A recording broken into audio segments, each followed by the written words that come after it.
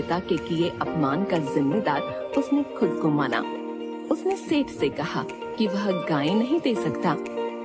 ठीक है, फिर उस मैदान को पहले जैसा हरा भरा तुम करोगे और तब तक तुम्हें वहीं बने एक कमरे में रहना होगा।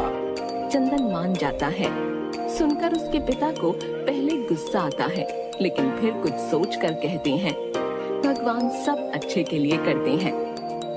उसके बाद चंदन उसी मैदान पर आ जाता है। वहाँ सेठ उसे कुछ समझाकर कहता है कि कहीं तुम भाग न जाओ, इसलिए मेरा यह कुत्ता हीरा हर पल तुम्हारे साथ रहकर तुम पर नजर रखेगा, और वहाँ से चला जाता है। चंदन को पहले कुछ समझ नहीं आता कि वह शुरुआत कैसे करे।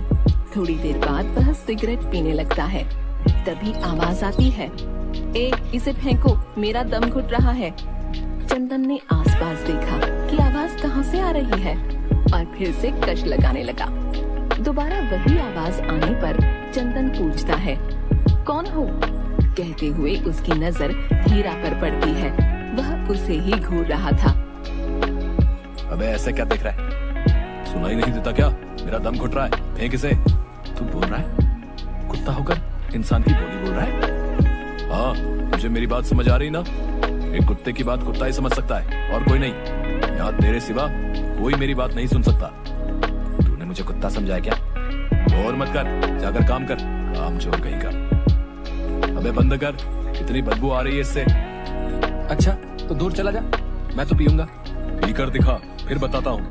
तू अपने आप को क्या समझता बे? अबे मैं तो जानवर हूँ, पर तू क्यों जानवर बना हुआ है?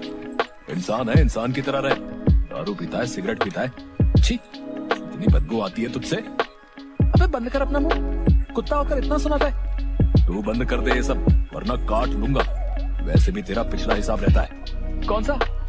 उस रात शराब के नशे में तूने कितनी जोर से मुझ पर पत्थर फेंका था, तब बच गया था। बच्चा आज नहीं। अच्छा, तू वही है।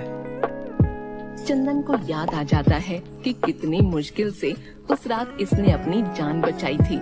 आज तुझे डॉक्टर के पास पहुंचा ही देता हूँ। अरे इसका कोई भरोसा नहीं, कहीं जान ही न निकाल दे। याद रख, जब तक तू यहाँ है, ना सिगरेट और ना शराब। चंदन हाँ में सिर हिला देता है।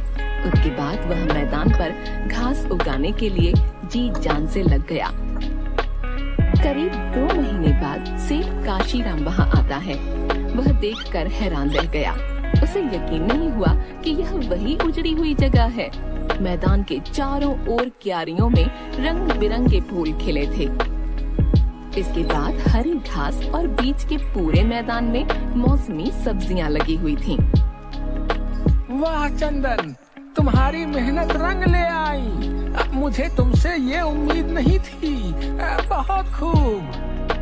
वह नौकरों से सब्जियां तोड़कर बनाने को कहता है। हम भी तुम्हारी मेहनत का स्वाद चखें। धन्यवाद। क्या अब मैं यहाँ से जा सकता हूँ? हाँ हाँ जरूर। ये रखो, तुम्हारी कड़ी मेहनत की कमाई है। और जितनी चाहे सब्जियां लेकर जाओ। तुम्हारी मेहनत के स्वाद पर पहला हक तुम्हारे घर वालों का है, और मैं अपने मुआवजे वाली बात पर शर्मिंदा हूँ। सेठ जी, ऐसा मत कहिए। मैंने यहाँ जीवन का सबसे बड़ा सबक सीखा है। उसके बाद चंदन हीरा से मिलकर अपने घर चला जाता है। वह अपनी माता को सब्जियां और रुपये देता है। ये मेरी मेहनत की पहली कमाई है, इस पर आपका हक है। बेटा, हमारी असली कमाई तुम हो। तुम बस अपनी बुरी आदतें छोड़ दो। मैं वादा करता हूँ, अब कभी ना तो शराब और सिगरेट पीऊंगा और ना ही जुआ खेलूंगा। मुझे मेहनत का मतलब समझ आ गया है पिताजी। उसकी बातें सुनकर माँ की आंखें भर आती हैं और उसके पिता उसके सिर पर हाथ रखते हुए कहते हैं, शाबाश बेटा, हमें तुमसे यही उम्मीद थी।